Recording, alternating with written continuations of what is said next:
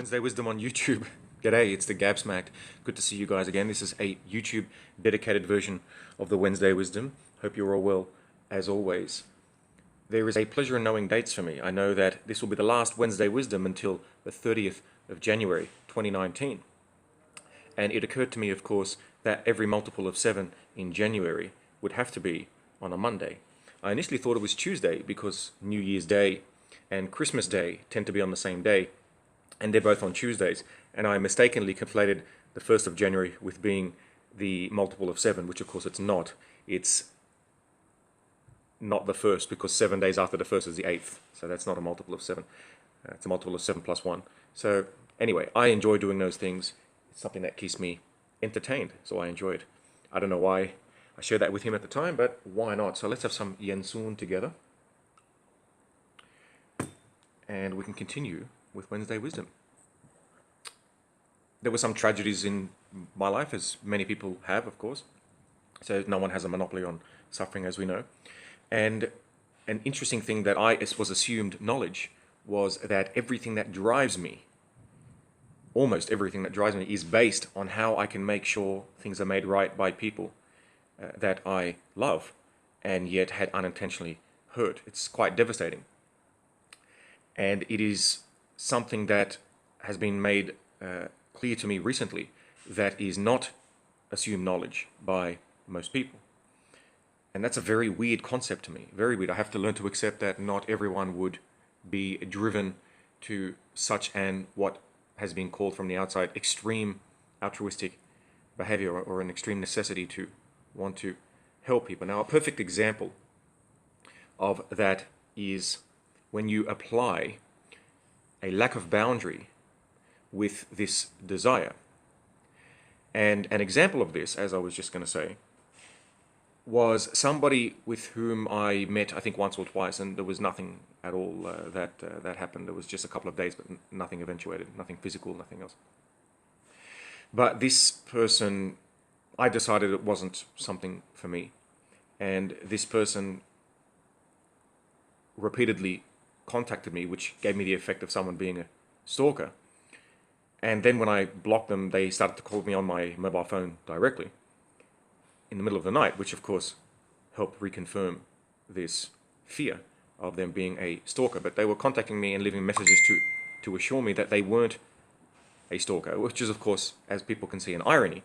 So if you want to tell someone you're not a stalker by telling them you look like one. So then one day later, I was driving buses, and this person happened to be standing right outside my bus door when I was stopping at a station. It scared, of course, the heck out of me. And I told him, please, just get away from me. And this person respected my wishes to most of a degree, bowed their heads and left. So that there was evidence that was not consistent with them being a stalker, whereas the stalker might have kept repeatedly banging on the door or something like that, I'm guessing, or in my mind.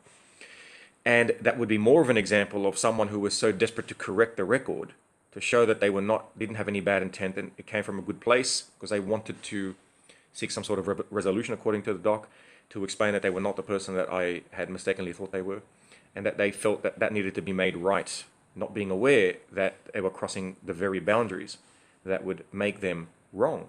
And so they were guilty of stalking because the stalking acts were all there, but they weren't guilty of meaning to. And it's a very, very difficult concept, because the only reason I know that is because I've experienced something analogous.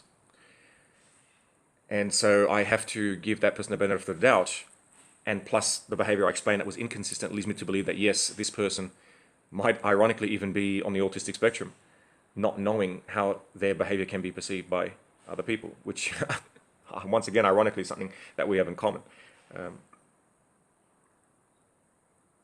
Now, fingers crossed they don't hear that and think that somehow I want to see them, which is not the case.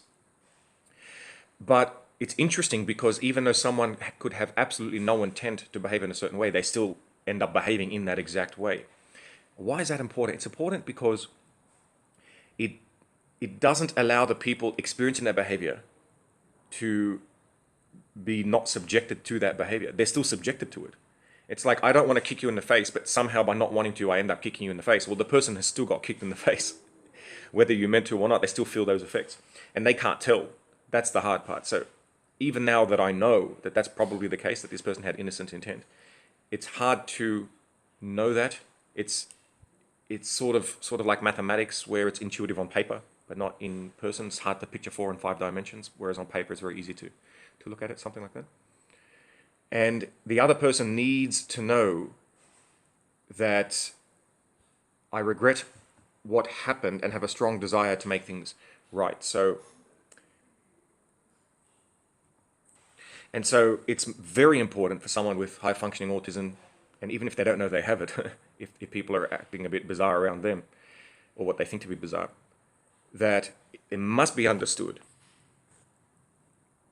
that boundaries do exist, and I must keep that in mind, and so does anyone else who hears this, who has experienced something similar. Must keep it in mind whenever interacting with new people.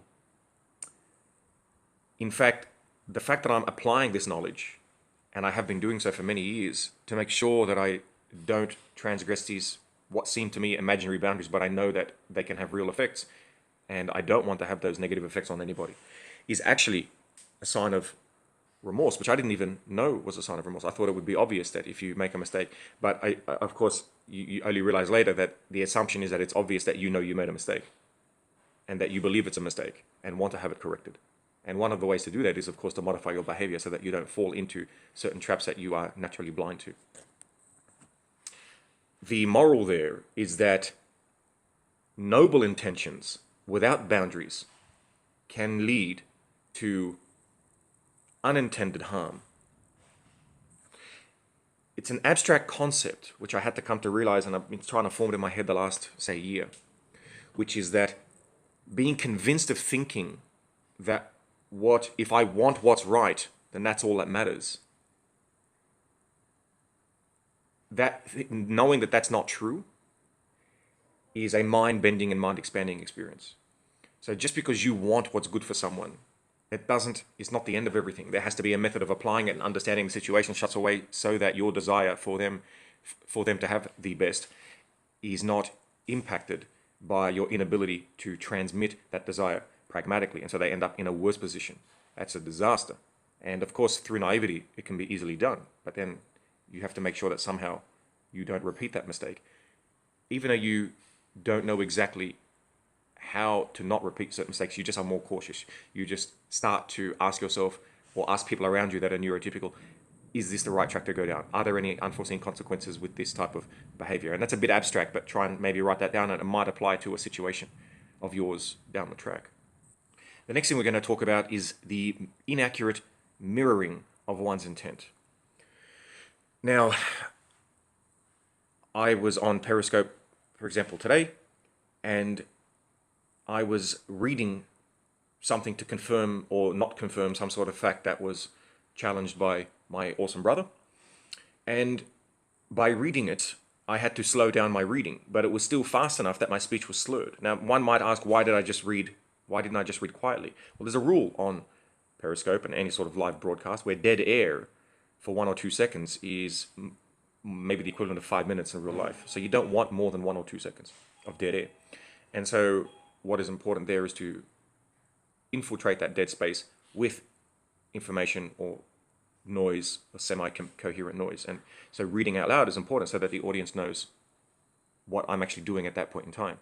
Now, this was mistakenly assumed, for which my brother apologized for, by him, as being some sort of attempt to show off to people about how fast I read, which didn't even come to my mind, because I wasn't reading at the speed that I normally read at, for one. But number two, I don't work that way. It's not that I work that way or not work that way. I'm not even orientated around that variable at all. So because of that, I might appear to be showing off or not appear to be showing off. I don't work by that metric at all, whether against it or for it. And the fact that I didn't even think about it and that was incorrectly mirrored back to me horrified me. The analogy is that the person with whom I am speaking or interacting with is holding up a deformed mirror, which not only reflects back an inaccurate representation of my intent, but a grotesque version. And it inflames, I guess, or activates a disgust mechanism in my brain. And the mechanism is activated by when someone unintentionally misrepresents my intent as being nefarious. So it's related to character and morality. that's the part when that is misunderstood and reflected back incorrectly, it actually renders me quite angry. And the something that can be corrected, there's nothing wrong with identifying that, but getting angry about it shows a deeper issue or deeper level of distress, which I have to then focus on and figure out why the distress was there and how one can learn to transcend that distress and understand what is causing it and from where it came from in order to be able to deal with it in the long term. What the doc said was that it is extremely important that I am seen as having good intent, the intent that I believe I have, the noble intent. And it causes a great deal of distress. So the question is what to do. Now, one option is, of course, if you don't understand boundaries or not aware of them, is to prove even further as to how good you actually are. Which can, of course, ironically, as I mentioned before, with the story of the unintentional stalker, get me into trouble when not aware of those boundaries. One of the reasons I don't sleep on a bed is because I think that I am not worthy of doing so when there are so many people who don't have a bed around the world. This is one of those extreme cases of needing to show to myself and to others that I am someone who cares very much about the world and to communicate my level of noble intent that I believe that I have.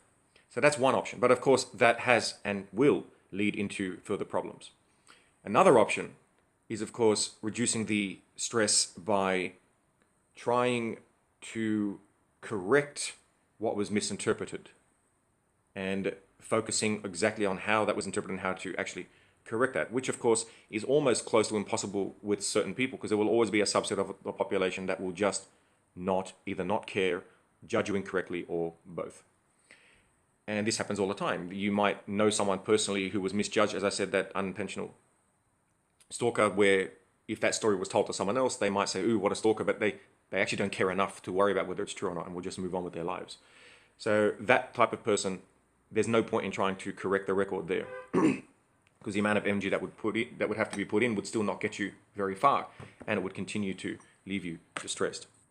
Understanding that the inaccurate mirror is something that happens in general with most people to varying degrees, and that it cannot be completely changed, does not mean that you have to give up entirely, which was the next option. And giving up entirely and falling into depression and suicidal thoughts, which of course can happen especially to younger people. Like I know personally my early 20s had the same problem. And that's also not the way to go. So the doc was saying that, look, autism, you tend to think in extremes. There is a way that you can deal with this, which is to accept that this is what's happening and to do the best you can to educate people on how to think and how to criticize in a scientific fashion, so that it's not one extreme or the other. You can help try and offset this type of thinking with as much education as you can provide and as much as you can learn. And it will help offset it to some degree, and with the rest, that's okay. The one that you can't offset. So it's a little compromise. And that's the way to look at the world to enable to function a bit better. All right, that'll be the end of part one. Part two is coming up very shortly.